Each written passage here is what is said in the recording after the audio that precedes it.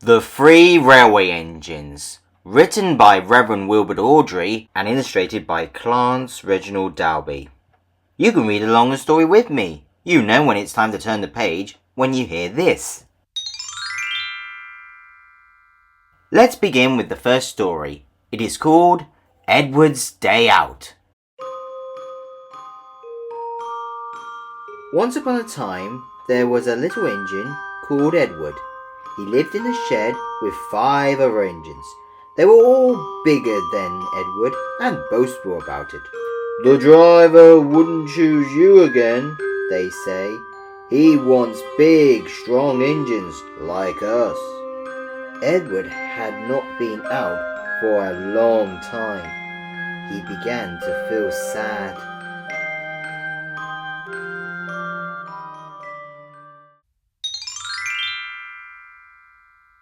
Just then, the driver and the fireman came along to start work. The driver looked at Edward. "Why are you sad?" he asked. "Would you like to come out today?" "Oh, yes, please," said Edward. So the fireman lit the fire and made a nice lot of steam. The driver pulled the lever and Edward puffed away. "Beep, beep," he whistled. "Look at me now."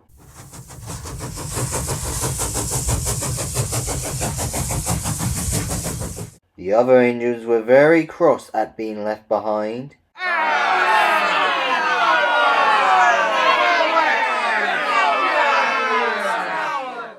Away went Edward to get some coaches. "Be careful, Edward," said the coaches. "Don't bump and bang us like the other engines do." So Edward came up to the coaches very, very gently, and the shunter fastened the couplings. "Oh, thank you, Edward," said the coaches. "That was kind. We are glad you are taking us out today." Then they went to the station, where the people were waiting. "Beep, beep," whistled Edward. "Get in quickly, please." So the people got in quickly, and Edward waited happily for the guard to blow his whistle and wave his green flag. He waited and waited. There was no whistle, no green flag. "Beep, beep, beep, beep. Where is the guard?" Edward was getting anxious. The driver and the fireman asked the station master, "Have you seen the guard?" "No," he said. They asked the porter, "Have you seen the guard?" "Yes, last night," said the porter. Edward began to get cross. "Are we ever going to start?" he said. Just then a little boy shouted, "Here he comes!" And there was the guard, was running down the hill with his flags in one hand and his sandwiches in the other. He ran onto the platform, blew his whistle, and jumped into the van. Edward puffed off.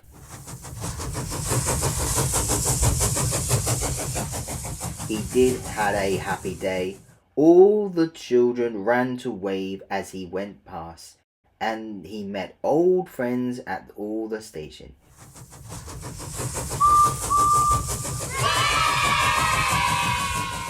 He worked so hard that the driver promised to take him out again next day. "I'm going out again tomorrow," he told the other engines that night in the shed. "What do you think of that?" But he didn't hear what they thought, for he was so tired and happy that he fell asleep at once.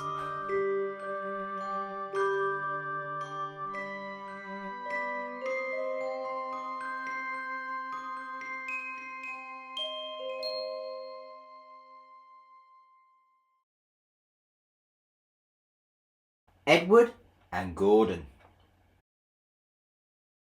One of the engines in Edward's shed was called Gordon.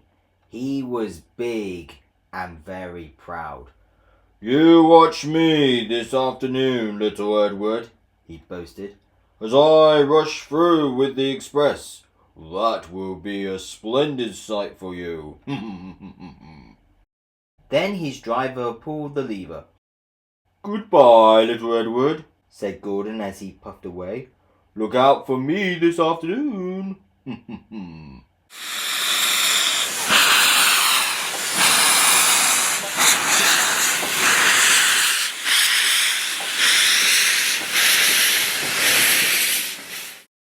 Edward went off too, to do some shunting.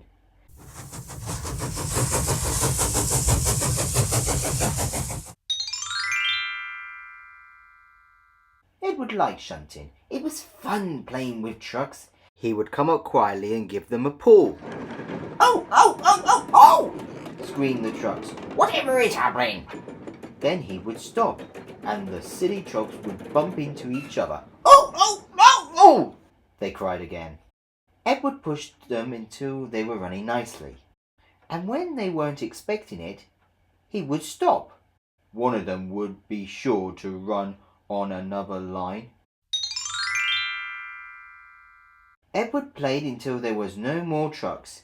Then he stopped to rest. Presently he heard a whistle. Gordon came puffing along, very slowly and very cross. Instead of nice shiny coaches, he was pulling a lot of very dirty coal trucks. Oh, good strain! Oh, good strain! Oh, good strain! He crowed. The shame of it! The shame of it! The shame of it! Oh. He went slowly through, with the trucks clanging and banging behind him. Edward laughed and went off to find some more trucks. Soon afterwards, a porter came and spoke to his driver. Gordon can't get up the hill. Would you take Edward to push him, please? They found Gordon halfway up the hill and very cross. His driver and fireman were talking to him severely. You're not trying, they told him. I can't do it, said Gordon. The noisy trucks hold an engine back so. If they were coaches now, clean, sensible things that come quietly, that would be different. Edward's driver came up. We've come to push, he said. No use at all, said Gordon. Ha! You wait and see, said Edward's driver. They brought the train back to the bottom of the hill. Edward came up behind the brake van, ready to push. Beep, beep, I'm ready, said Edward. Boop, boop. No good, grumbled Gordon. The guard blew his whistle, and they pulled and pushed as hard as they could. I can't do it! I can't do it! I can't do it! Puffed Gordon. I will do it! I will do it! I will do it! Puffed Edward. I can't do it! I will do it! I can't do it! I will do it! I can't do it! I will do it! They puffed together. Edward pushed and puffed and puffed and pushed as hard as ever he could.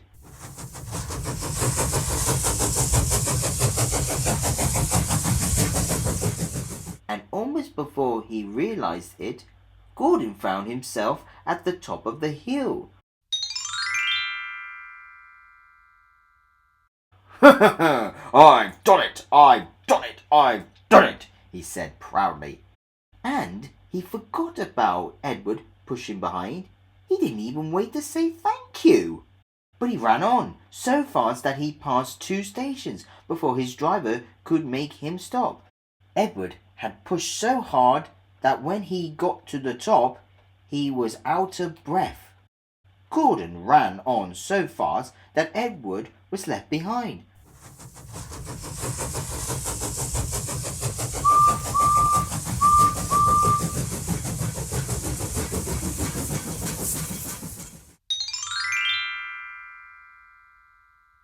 The guard waved and waved, but Edward couldn't catch up.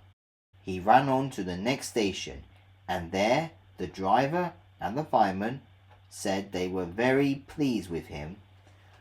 The fireman gave him a nice long drink of water, and the driver said, "I'll get out my paint tomorrow and give you a beautiful coat of blue with red stripes. Then you will be the smartest engine in the shed."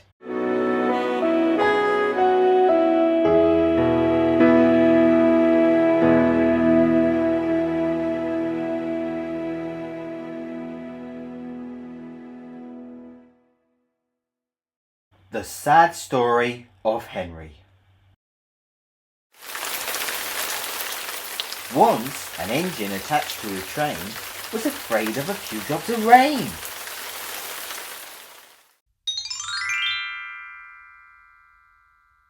It went into a tunnel and squeaked through its funnel and never came out again.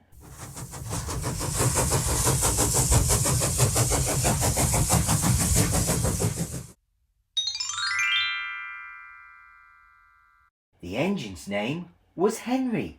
His driver and fireman argued with him, but he would not move. "The rain will spoil my lovely green paint and red stripes," he said.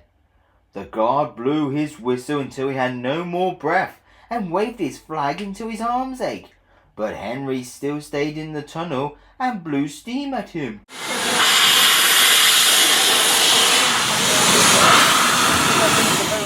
"I'm not going to spoil my lovely green paint and red stripes for you," he said rudely. The passengers came and they argued too, but Henry would not move. A fat director who was on board the train told the guard to get a rope. "We will pull you out," he said, but Henry only blew steam at him and made him wet.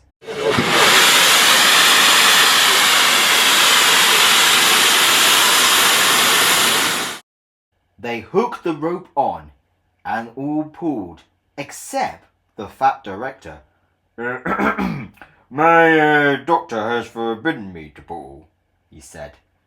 They pulled and pulled and pulled, but still Henry stayed in the tunnel. Then they tried pushing him from the other end. The fat director said, 1, 2, 3, push! but he did not help. My doctor has forbidden me to push. They pushed and pushed and pushed, but still Henry stayed in the tunnel.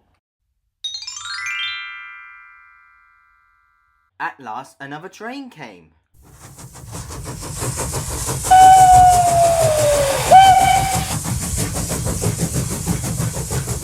The guard waved his red flag and stopped it.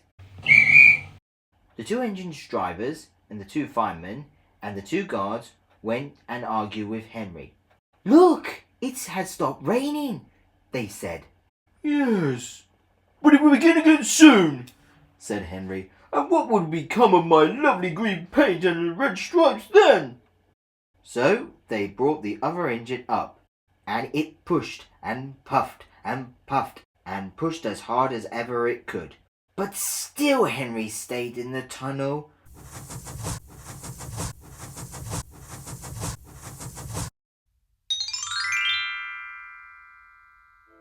So they gave up.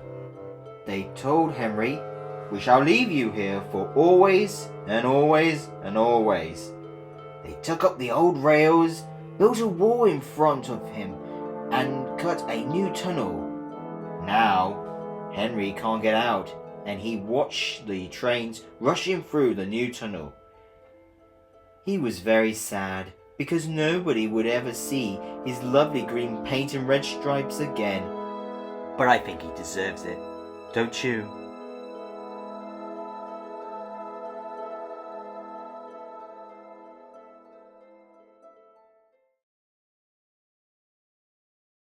Edward Gordon and Henry.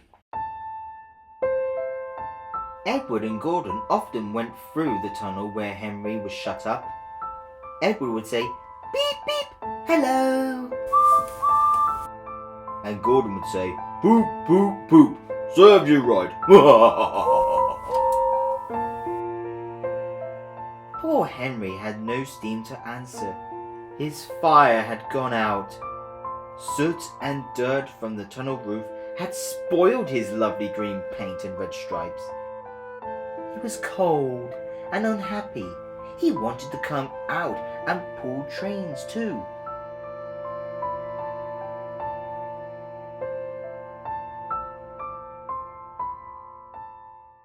Gordon always pulls the express. He was proud of being the only engine strong enough to do so. There were many heavy coaches full of important people, like the fat director who had punished Henry. Gordon was seeing how fast he can go. "Hurry, hurry, hurry!" he panted. "Tickety-chop, tickety-chop, tickety-chop," said the coaches. Gordon could see Henry's tunnel in front. "In a minute," he thought, "I'll poop, poop, poop at Henry and rush through and out into the open again." Ha ha ha. Closer and closer he came. He was almost there when, crack, wheesh! He was in a cloud of steam and going slower and slower. His driver stopped the train. "What has happened to me?" asked Gordon. "I feel so weak." Oh. "You burst your safety valve," said the driver. "You can't pull the train anymore." "Oh dear," said Gordon. "And we were going so nicely too. Look at Henry laughing at me." Gordon made a face at Henry and blew smoke at him. Everyone got out and came to see Gordon. said the fat director. "I never liked these big engines. Always going wrong. Send another engine at once." While the guard went to find one, they uncoupled Gordon and ran him on a siding out of the way. The only engine left in the shed was Edward. "I'll come and try," he said. Gordon saw him coming. "Huh! That's no use," he said. "Edward can't pull the train." Edward puffed and pulled and pulled and puffed. But he couldn't move the heavy coaches. "I told you so," said Gordon rudely. "Why not let Henry try?" "Yes," said the fat director. "I will." "Will you help to pull this train, Henry?" he asked. "Oh, yes." So Gordon's driver and fireman lit the fire. Some plate layers broke down the wall and put back the rails. And when he had steam up, Henry puffed out. He was dirty. His boiler was black and he was covered in cobwebs. "Ooh, ooh, ooh, I'm stiff. Ooh, I'm stiff," He groaned. "You'd better have a run to ease your joints and find a turntable," said the fat director kindly. Henry came back feeling better, and they put him in front. "Beep, beep," said Edward. "I'm ready." "Beep, beep, beep," said Henry. "So am I." "Pull hard, pull hard, pull hard," puffed Edward. "We'll do it, we'll do it, we'll do it," puffed Henry. "Pull hard, we'll do it. Pull hard, we'll do it. Pull hard, we'll do it." They puffed together. The heavy coaches jerked and began to move slowly at first, then faster and faster. We've done it together! We've done it together! We've done it together! Said Edward and Henry. You've done it, hooray! You've done it, hooray! You've done it, hooray! Sang the coaches.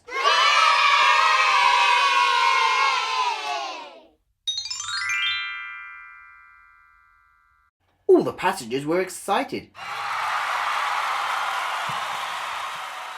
The fat director leaned out of the window to wave at Edward and Henry, but the train was going so fast that his hat blew off into a field where a goat ate it for tea.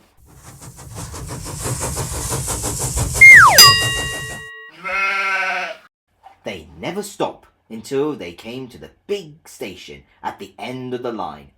The passengers all got out and said thank you. Thank you. Thank you. Thank you. Thank you. Thank you. Thank you. And the fat director promised Henry a new coat of paint. Would you like to be blue and red? Yes, please, said Henry. Then I'll be like Edward. Edward and Henry went home quietly, and on their way they helped Gordon back to the shed. All three engines are now great friends. Wasn't Henry pleased when he had his new coat?